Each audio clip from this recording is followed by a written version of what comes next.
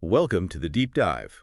We're your shortcut, basically, digging into sources listeners send us, so you get the core insights, those aha moments, without getting buried in information. Exactly. Quick understanding, deep insights. So today we're heading into some pretty interesting territory.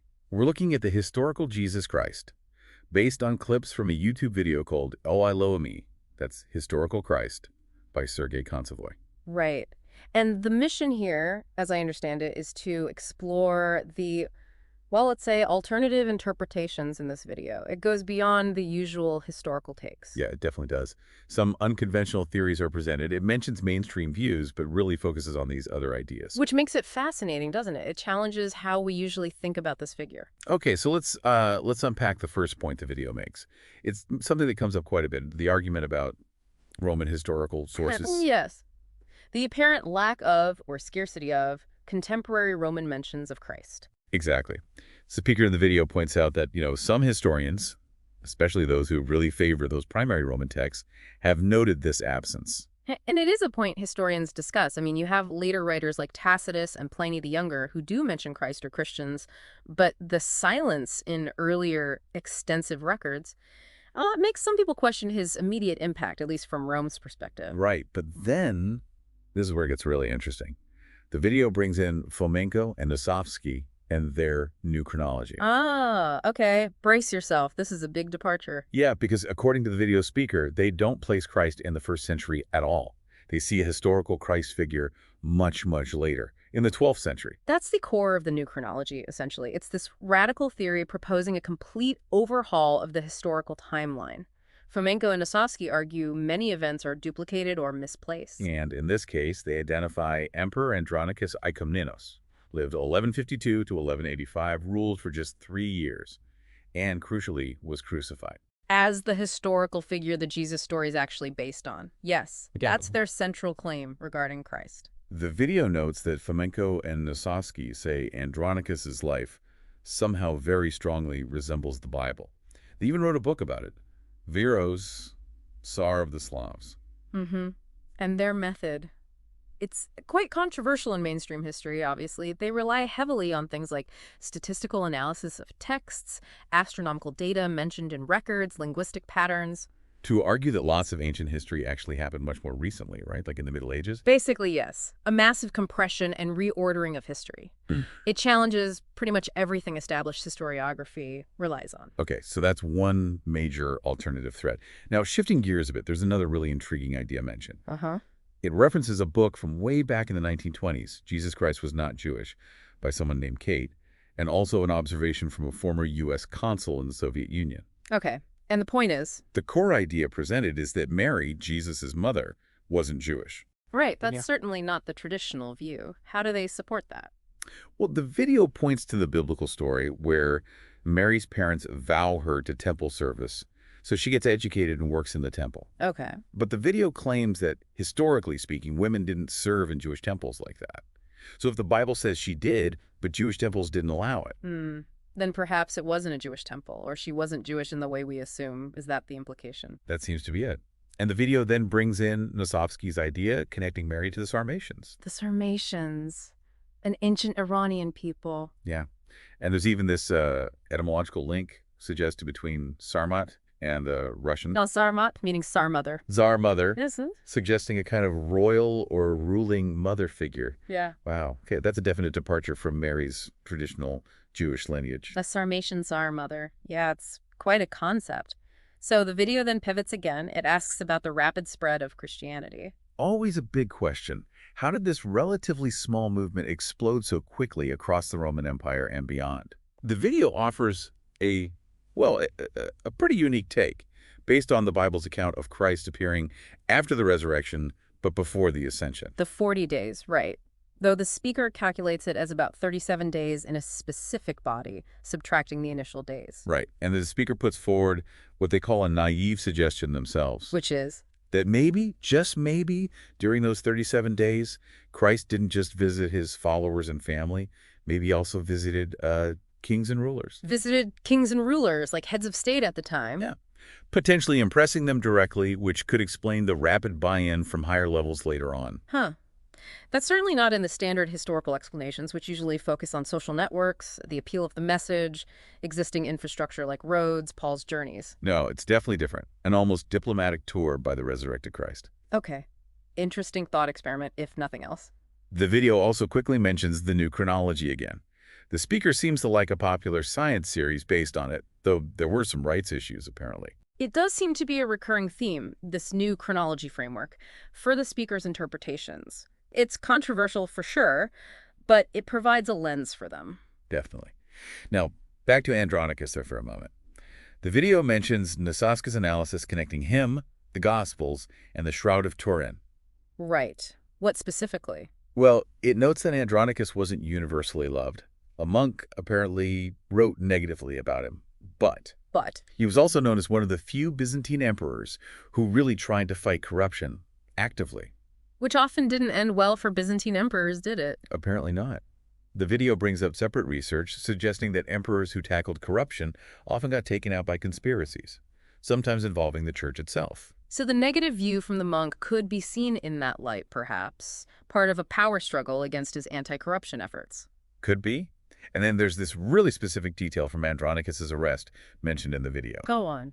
When arrested, he apparently said his name meant man, and his hand was cut off during the arrest. His hand was cut off? That's not in the Gospel's account of Jesus' arrest or crucifixion, is it? No.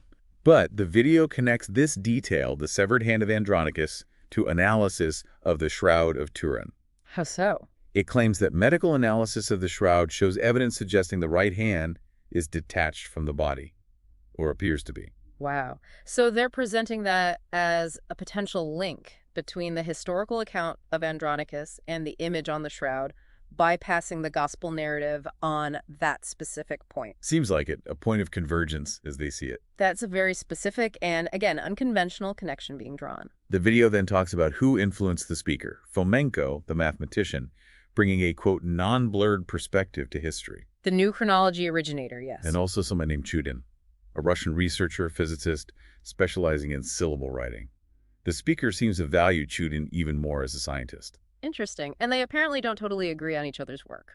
Yeah, the video mentions they have differing views of each other, which is, pretty normal in academic or research circles, different approaches, different conclusions. Absolutely. It gives you context for the speaker's own synthesis of ideas. The video also mentions Chudin's work on Slavic syllable writing, claiming even Pushkin knew about it.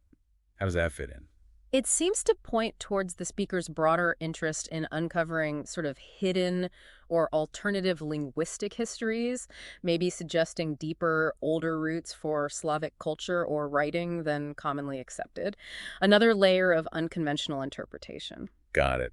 Okay, back to Jesus himself. The video raises a point about his profession. We usually hear carpenter. Right, the traditional translation. But the speaker says the Greek word tektun could actually mean something more like architect. Well, that is linguistically plausible. Tektun is quite broad. It means craftsman, builder. It could involve wood, stone, metal. Depending on the scale and skill, architect or master builder isn't an impossible stretch. It suggests maybe a higher level of skill or design work than just, say, making furniture. So maybe less humble craftsman, more skilled designer builder.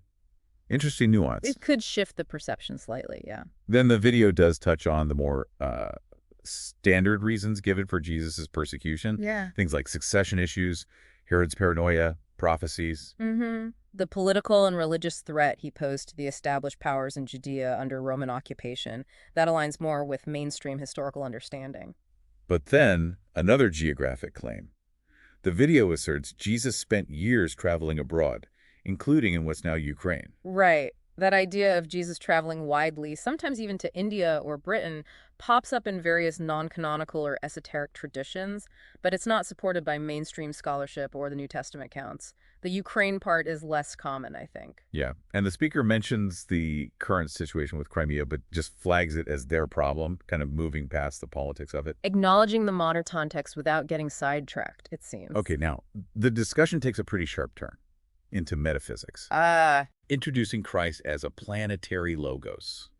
Yeah. The main divine being for our world. Okay, yeah. Planetary logos. That's definitely moving beyond history into cosmology and, well, esoteric spirituality. It's a concept you find in certain philosophical and theosophical traditions, a kind of guiding consciousness or spiritual principle for the planet. To explain this, the speaker uses an analogy from a work called The Rose of the World. Daniel Andrews' work. Very complex mystical cosmology. Right. And the analogy describes Christ as, like, the first living being on Earth when it formed, existing in the iron layer. The iron layer. In Andre's system, that's often seen as a sort of foundational, dense, almost proto-material layer of existence. So placing Christ there initially gives him this primordial status. And the video contrasts this with us, humans. Yeah. Our monads, our spiritual essences, are apparently in that same layer now, but we're going through this process of embodying into denser, more material layers. Yeah, that fits the general idea in Rose of the World of spiritual evolution, of monads descending into matter for experience and then eventually ascending. It's a whole different framework for understanding existence. The speaker even hints they might talk more about this planetary logos idea in Rose of the World later. Sounds like it could be a whole separate deep dive. Absolutely. It opens up a huge area of metaphysical speculation, far removed from historical document analysis. And finally, one more anecdote from Rose of the World shared in the video. It's about a layer inhabited by intestines.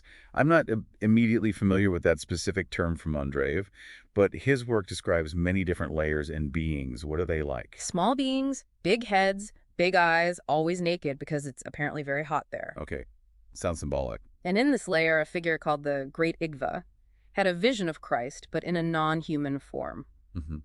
Reinforcing the idea of Christ manifesting differently across different planes of existence, beyond just the human form we know from the Gospels. Yep. It's very metaphorical language within that specific cosmology. The speaker then mentions a distinction in this system between the material of demonic beings, called Agva, and humans, Sira. Right. Different kinds of subtle matter or spiritual substance, a common concept in these kinds of esoteric systems. And acknowledges this stuff might be hard to swallow for people with a, quote, narrow socioeconomic worldview, but says they personally accept it. Which really underscores the shift. We started with arguments about Roman documents and historical figures, and now we're deep into a specific, complex, mystical belief system. It highlights the different kinds of truth or understanding the source material is drawing upon. So, yeah, there we have it. That was quite the journey, wasn't it? All from exploring this one YouTube video's perspective on the historical justice. it really was. We went from historical critiques, like the Roman records, to the really radical new chronology, alternative ideas about Mary, unique interpretations of the resurrection appearances, linguistic points, the shroud, and then all the way into the planetary logos and Rose of the World cosmology. It shows just how many different ways there are to approach even a very well-known figure, depending on the lens you use, doesn't it?